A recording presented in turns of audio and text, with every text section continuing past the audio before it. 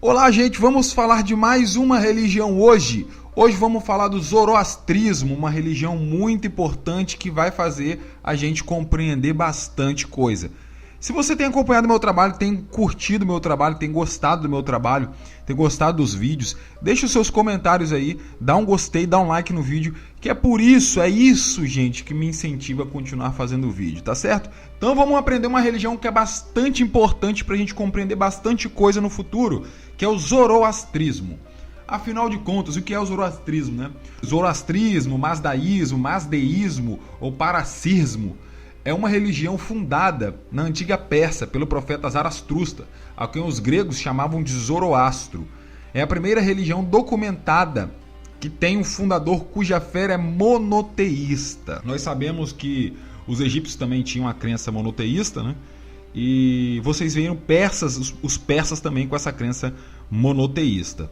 Há quem ache que a religião monoteísta surgiu no judaísmo pelo fato do judaísmo, cristianismo e islamismo serem, na sua massa expressiva, tá? As três religiões, maiores religiões monoteístas, não são as únicas hoje. Se você pegar meu vídeo, você vai ver, tem o sikhismo, que é monoteísta, tem a fé Bahá'í, que é monoteísta, então elas não são as únicas monoteístas, beleza? Mas nós temos aí uma religião persa monoteísta. E como é que funciona isso? Tem como a figura, né, de Deus principal, Ahura Mazda, é o Deus supremo da religião, o sábio criador, a manifestação do bem, da ordem e da verdade. Nós temos Ahura Mazda. Tem uma vertente do zoroastrismo que diz que Ahura Mazda não era o supremo, havia outra acima dele, mas eu vou explicar isso mais lá na frente. Então nós temos aí o figurão Ahura Mazda. O início da religião. Nós temos a foto aí de Zoroastro, de Zaratrusta, como você quiser chamar. Zoroastro era um sacerdote e um dia ele vai se purificar em um rio, quando de repente aparece para ele um ser divino intitulado de O Bom Pensamento, o Ameshspenta. Esse ser leva Zoroastro até a presença de um Deus único, Ahura Mazda. E lógico, Ahura Mazda vai lhe passar as suas informações para ele propagar o zoroastrismo aqui na Terra. A ideologia da religião. A base da religião é propagar o dualismo existente. Isso é, a luta do bem contra o mal. De acordo com o zoroastrismo, o bondoso Ahura Mazda ficou preso numa luta contra Ahriman, uma entidade malévola, também chamado de Angra Maniu, né, que significa espírito destrutivo. Então nós temos aí o começo de uma religião totalmente dualista. Totalmente dualista. Nós vamos ter aí o bem, o mal, a criação, descriação, a morte, ressurreição, a vida eterna, a condenação eterna. Então nós temos a base do que seria uma religião totalmente dualista. Eu vou falar mais um pouquinho mais para frente e você vai entendendo. Aí nós temos as criações de Ahura Mazda, o que seriam os anjos, né, na nossa concepção. Aí nós temos aí as criações de Ahura Mazda. Ahura Mazda cria 7 espíritos para lhe ajudar na luta contra Ahriman. Esses espíritos são chamados de Ameshspenta, que significa imortais sagrados.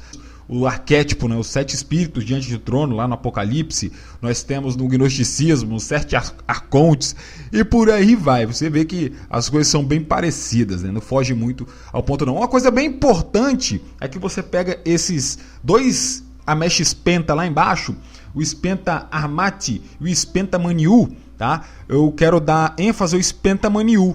Esse Spenta Maniu é conhecido como o Espírito Santo de Ahura Mazda. É interessante, não é verdade? Você achando que só existia Espírito Santo no cristianismo. Não, no zoroastrismo também tem. Ele é bastante fundamental, ele está sempre agindo. Esse Spenta Maniu, ele está sempre agindo, né? Ele interage muito na religião zoroastra. Nós temos aí o dualismo.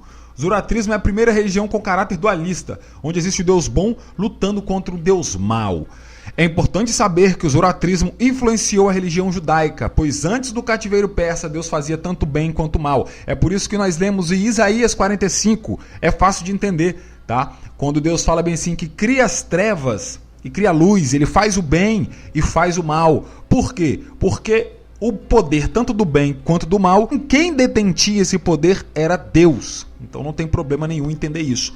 Depois, lá para frente, começa a se ter o dualismo, quando Israel passa pelo cativeiro persa, ele sai com essa ideia dualista, porque antes não. E é interessante que Isaías está falando, essa frase que ele fala para o rei Ciro, né? O rei Ciro, né, se ele é adepto da religião persa, então ele conhecia o Deus que fazia o bem e que fazia o mal, que criava a luz e criava as trevas. Esses dois deuses, né? Deus se apresentando como sendo ele.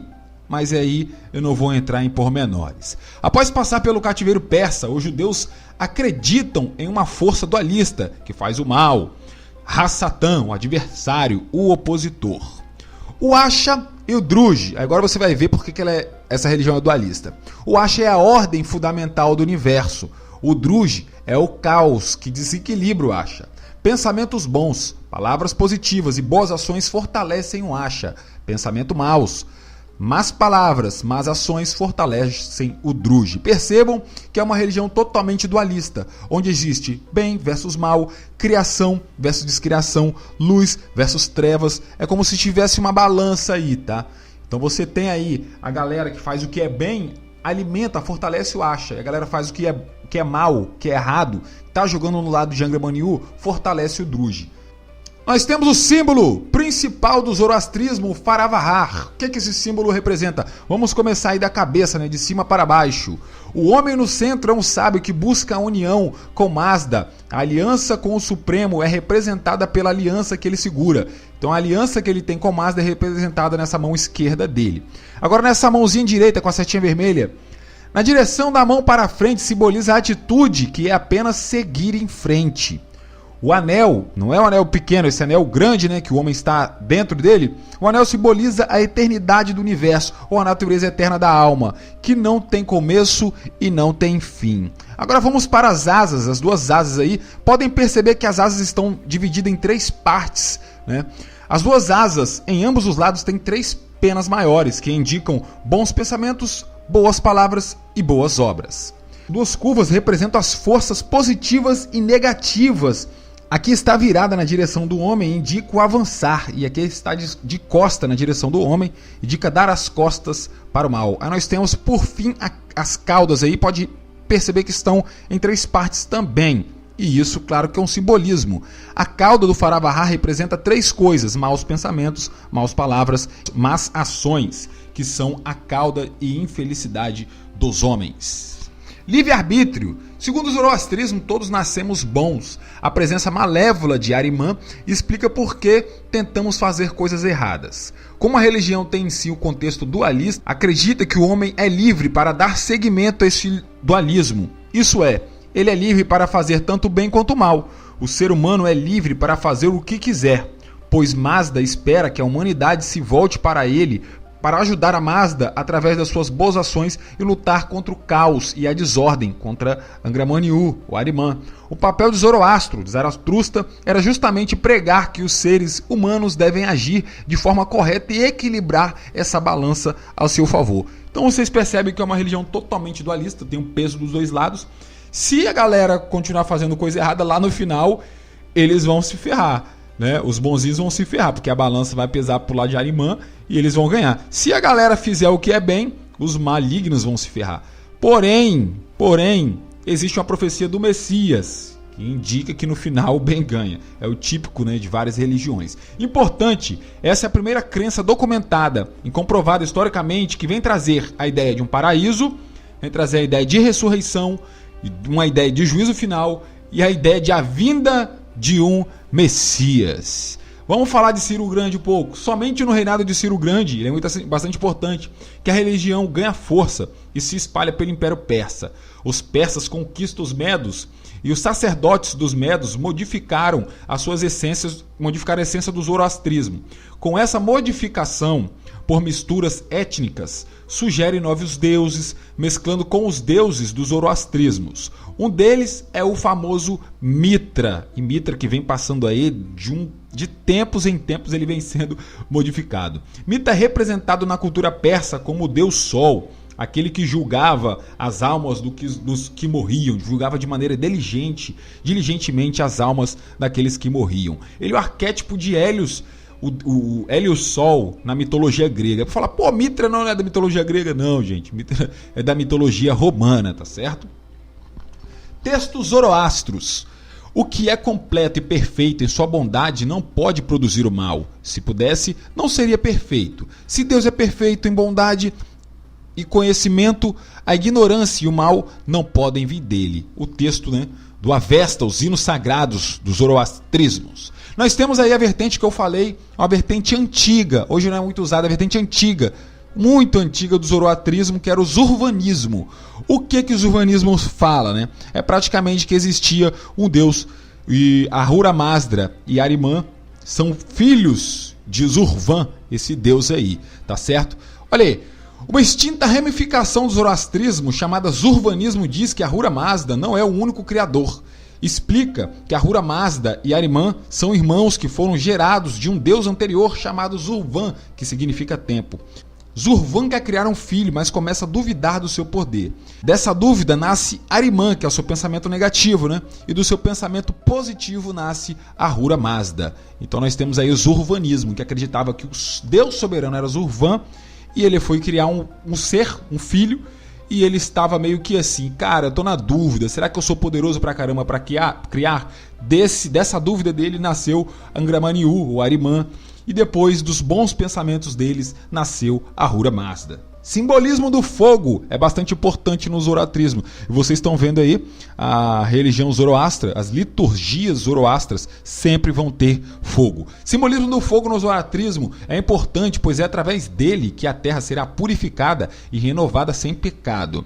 Por esse motivo, os templos zoroastristas sempre mantêm uma chama acesa com o fogo queimando, representando a pureza eterna da sua divindade.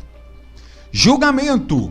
Zoroastrismo fala em 2 julgamentos. 1, na hora que a pessoa morreu, é julgada. 2, o julgamento no juízo final. Os 2 julgamentos são baseados nos pensamentos e condutas morais que a pessoa teve aqui na Terra. Se foi uma conduta de ações e pensamentos morais positivos, ela irá para o paraíso. Se foi uma conduta de ações negativas, ela irá para o inferno. O inferno, como é que é a concepção de inferno no zoroastrismo? As pessoas não sofrem eternamente no inferno. Elas saem de lá quando corrigidas são as suas falhas moral, no além. A partir daí, elas poderão ir morar com Ahura Mazda no paraíso. Vocês percebem que o inferno é eterno no zoroastrismo. A concepção de Messias. De acordo com os ensinamentos zoroastristas, quando o fim dos tempos se aproximar, aparecerá Saoshyant, Salvador, que irá renovar o mundo, ajudando Ahura Mazda a destruir Ahriman. Saoshyant ajudará a humanidade a viver sem pecado, o que irá enfraquecer Ahriman, e Ahura Mazda irá destruí-lo. Saoshyant ressuscitará os mortos e o mundo terá um novo início, perfeito e sem máculas. Parece bastante, com a religião cristã, com o cristianismo também, com a sua ideia de Messias, o Messias futuro que vai chegar, diferente da concepção judaica de Messias, que era o Messias bélico. Eles esperam o Messias bélico também, mas com concepções escatológicas. Um resumo, basicamente é um resumo, porque os vídeos que eu faço é basicamente para você entender algo, para você poder sentar e conversar com as pessoas a respeito disso. Então vamos dar um resumo que seria os pontos principais que você não pode esquecer. A religião é uma religião persa e tem o seu profeta principal Zaratustra ou Zoroastro, é a mesma pessoa. Tá?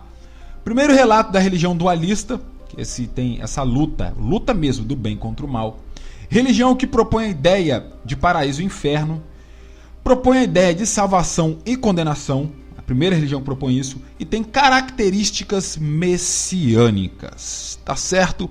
As referências eu tirei do livro O Livro das Religiões, da editora Globo. Muito bacana esse livro, gostei muito. Muita coisa do meu canal eu tirei dele. Vale a pena você ter um. Se você quiser se aprofundar, vale a pena você ler, tá certo? E, gente, o vídeo de hoje vai ficando por aqui. Muito obrigado a todos vocês. Sei que são poucas pessoas que assistem meu trabalho, mas eu gosto muito de vocês, tá certo? Apesar de eu não conhecer cada um individualmente, tenho certeza, se eu pudesse eu abraçaria, eu apertaria a mão de vocês, porque vocês são demais. Vocês que me motivam a continuar com este trabalho, tá certo? Cada vez que você faz o comentário, cada vez que você assiste o vídeo, cada vez que você dá um like positivando aí, você me anima. Parece que não, mas faz muita diferença. Você que tá aí do outro lado não tá vendo, mas faz muita diferença, viu? Então obrigado aí pela ajuda de todos vocês. Até o próximo vídeo. Eu tenho bastante coisa pra botar aqui. Vocês vão ficar de bobeira, rapaz. Aqui tá apenas no começo. Tá apenas no começo. Lá na frente nós vamos falar de mais coisa. Vamos falar de mais religião. Vamos entrar na área esoterismo. Vamos entrar na área da magia.